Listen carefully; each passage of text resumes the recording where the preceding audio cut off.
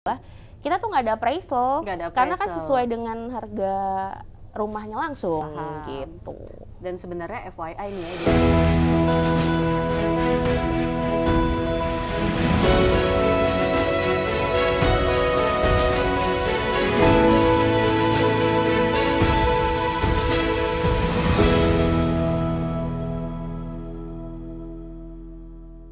Assalamualaikum warahmatullahi wabarakatuh. Apa kabar BMers? Ya, ketemu lagi kita di sesi podcast Muamalah Talk. Dan hari ini kita kedatangan bintang tamu kita nih. Ya. Siapa Mbak namanya? Duti. Mbak Duti ya. Mbak Duti penuh dengan kewajiban memang ini kehidupannya kayaknya. Mbak Duti ini sebagai developer and property agent ya. Relation. Oke. Tanpa banyak basa-basi, dari lantai 19 studio Muamalah Tower, kita mulai pembahasan hari ini. Jadi gini, ini pembahasan hari ini tuh terkait dengan relate nih, anak-anak muda zaman sekarang nih kan lagi banyak nih yang mau ngajuin KPR mungkin kan. Terus apa namanya tuh lagi bingung lokasinya di mana gitu kan. Terus kira-kira apa namanya tuh promo atau produk terkait KPR tuh apa aja gitu kan. Ini ada nih yang namanya istilah KPR developer nih, kita baru dengar. Itu apa sih Mbak gitu kan, kita juga masih penasaran. Oke, kalau KPR developer itu bekerja sama dengan bank. Bank yang sebenarnya udah kerjasama juga nih sama developer-developer rekanan. Jadi kita ini memberikan pembiayaan untuk nasabah atau orang-orang yang mau membeli rumah nih di developer rekanan kita gitu. Berarti bedanya itu ya. KPR yang biasanya lewat bank sama KPR developer itu berarti bedanya? Bedanya kalau misalnya developer itu jadi nasabah itu melakukan pembiayaan melewati bank untuk membeli rumah baru di developer yang sudah sebenarnya rekanan dengan bank. Jadi lebih gampang lah. Jadi udah ada fasilitasnya di developer itu sendiri. Gitu. Terus kira-kira keunggulannya apa sih Mbak? Sama KPR pada umumnya? Nah biasanya itu kayak pricing kita beda. Pricing kita beda pasti. Jadi setiap bank itu punya program tersendiri lah dengan developer, pricing, terus prosesnya lebih cepat ya, karena rekanan, terus nggak perlu namanya appraisal, jadi udah sesuai dengan price listnya. Terus juga si nasabah ini juga jadi lebih gampang ya untuk milih nih, rumahnya ini nih yang udah rekanan ini nih, jadi udah tinggal lihat kemampuannya aja nih, gitu, budgetnya berapa gitu. Lebih gampang sebenarnya ya kalau developer ya. Bener.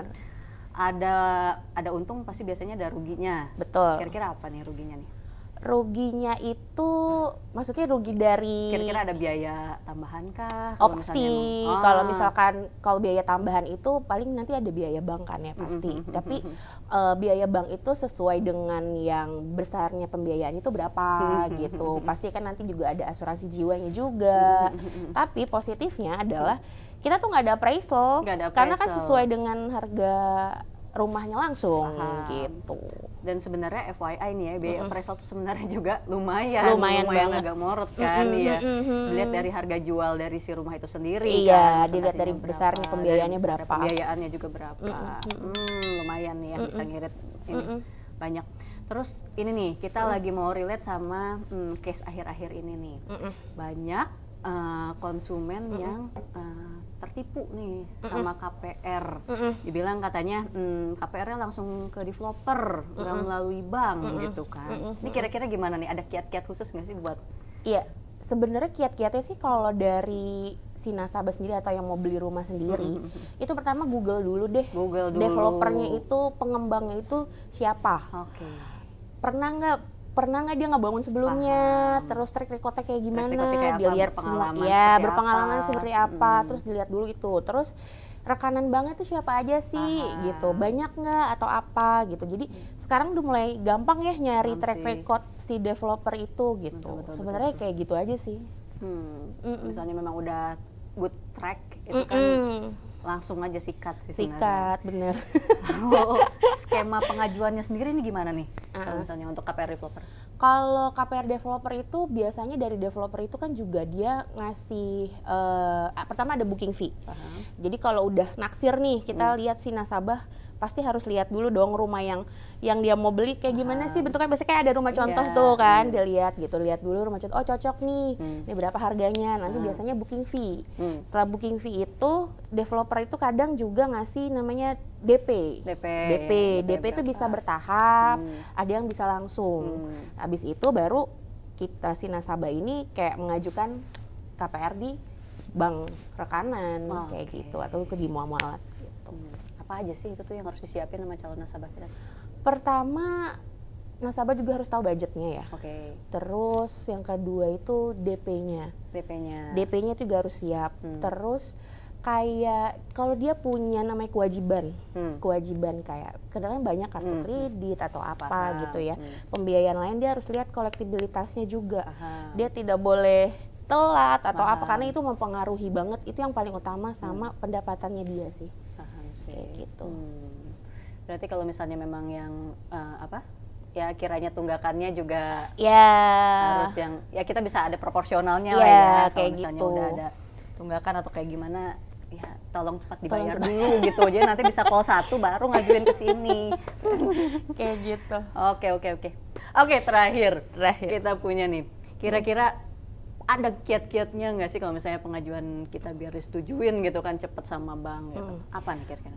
Pertama yang paling cepat itu kalau si nasabah itu tuh udah karyawan tetap pasti.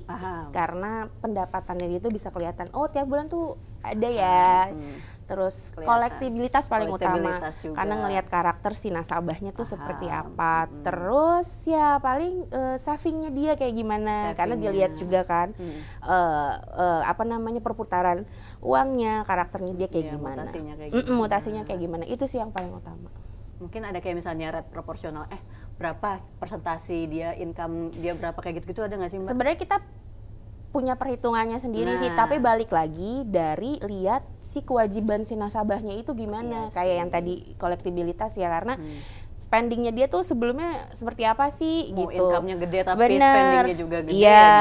Iya, karena dulu memang kayak ini sepertiga gaji atau berapa gitu. Nah itu kayak sekarang sih udah nggak bisa dilihat dari itu ya. Lebih kayak cash ratio sekarang kalau ini. Iya, jadi kita ngelihat di situnya gitu. Paham, siap. Oke. Makasih banget ya Mbak Duti. Sama-sama. Ini semoga bermanfaat nih bagi kita semua kaum milenial yang lagi nyari rumah, yang lagi nyari promo produk. Coba ditelepon tetap ya dia jadi promosi. Oke, siap. Thank you. Makasih banyak. Makasih Mbak. Sama-sama. Kita bisa ketemu lagi di podcast selanjutnya. Amin. Oke, sampai segitu dulu ya BMer. Semoga informasi kita ini bermanfaat semua. Kita pamit dulu. Wabillahi taufiq wal hidayah. Wassalamualaikum warahmatullahi wabarakatuh.